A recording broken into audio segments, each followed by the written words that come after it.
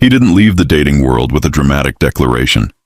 He slipped out quietly, the way a wounded animal slips back into the shadows. Because a man rarely withdraws after one bad moment. He withdraws after 1,000 small cuts that no one ever bothered to see. He once tried, truly tried. He carried the old belief that effort mattered, that showing up with sincerity still meant something. But modern romance turned into an arena where sincerity looked like weakness and calm masculinity looked like a lack of excitement. Each rejection rewired him, each dismissive glance carved something out of him, until pursuing connection felt like walking barefoot on burning ground. He learned that in this era, a man isn't judged by his character first, but by his aesthetic, his income, his status, his projection of superiority.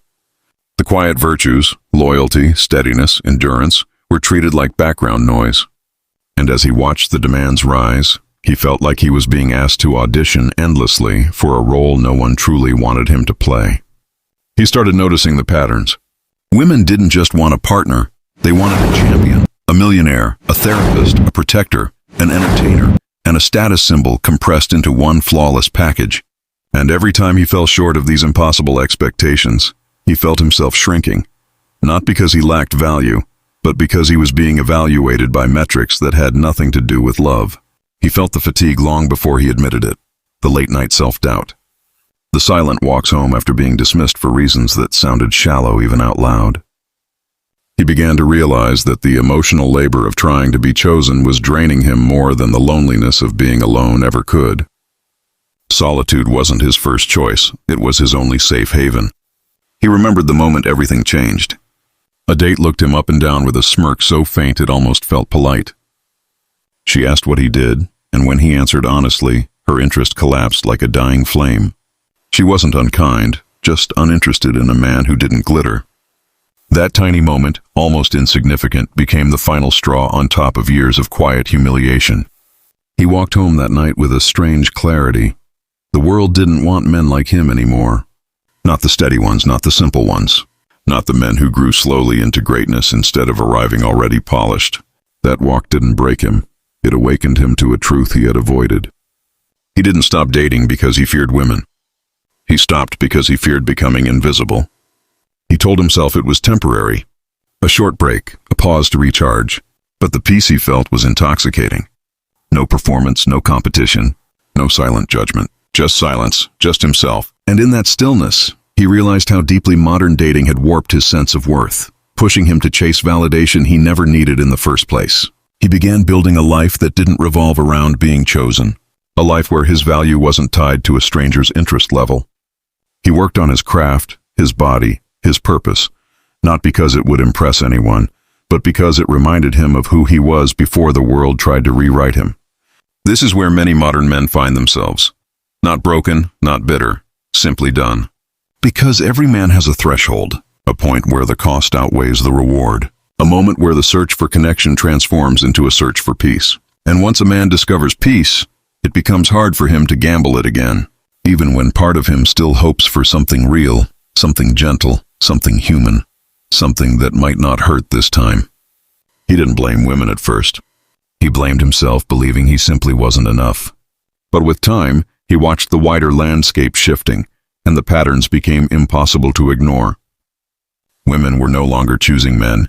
They were filtering them, sorting them, eliminating them with the cold efficiency of someone scrolling past faces they'd never meet. And the message was clear. If he wasn't exceptional, he was disposable. He began to notice how female desire was shaped by forces larger than either of them. Endless streams of curated perfection. Influencers preaching standards they themselves couldn't meet. Comment sections filled with women claiming they deserved more, regardless of what they brought in return. It wasn't malice, it was distortion. A cultural lens that magnified flaws in men and minimized the flaws in women. He saw how the average woman now chased the top tier of men, creating a bottleneck where a handful of high-value men were overwhelmed, while millions of ordinary men lived in ghost mode. The arithmetic was brutal.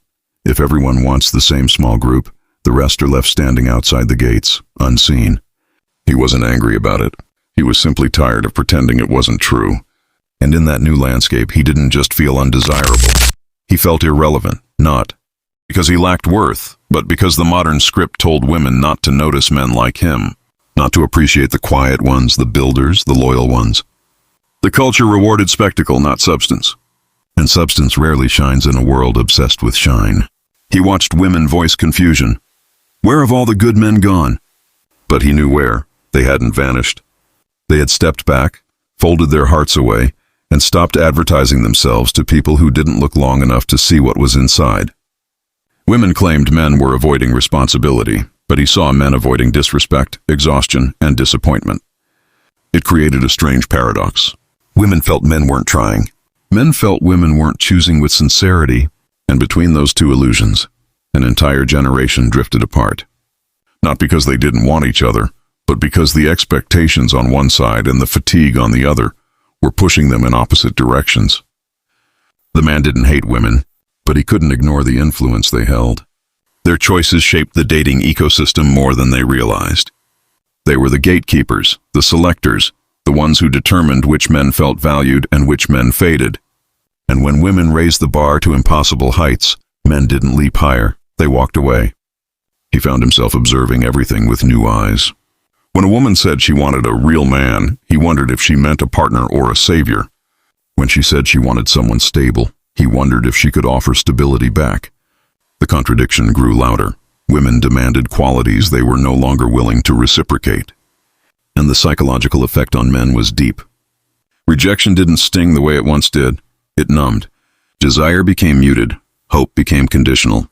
Even when a woman seemed genuine, he questioned her motives, her expectations, the silent scoreboard she might be keeping. Trust eroded, not through anger, but through cautious survival. He realized the truth no one wanted to say out loud. Women weren't intentionally pushing men away. They were following a cultural script that rewarded them for wanting more while condemning men for not being enough. And in that imbalance, countless men slipped into the background, choosing solitude over a battlefield they no longer wished to fight on. He settled into a life that made sense. A life where he didn't have to justify himself, compete endlessly, or worry about disappointing someone who already saw him as a placeholder. The quiet didn't scare him anymore. It steadied him. It gave him space to think, to breathe, to rebuild the parts of himself that chasing affection had worn thin. The longer he stayed away, the clearer everything became. He saw how peace worked on a man, how it softened the mind and hardened the resolve. Once a man escapes the noise, the drama, the pressure to perform, he becomes fiercely protective of his inner world. He doesn't open the door easily again, not even for the right person, because he remembers how much it hurt when he opened it for the wrong ones.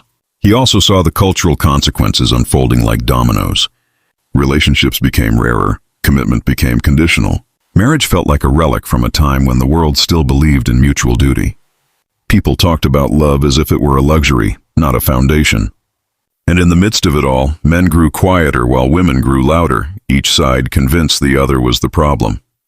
He noticed friends around him making the same shift. Some withdrew after messy breakups, others after false accusations. Others after being told they weren't ambitious enough or man enough by partners who brought little stability themselves. The stories differed, but the ending was the same.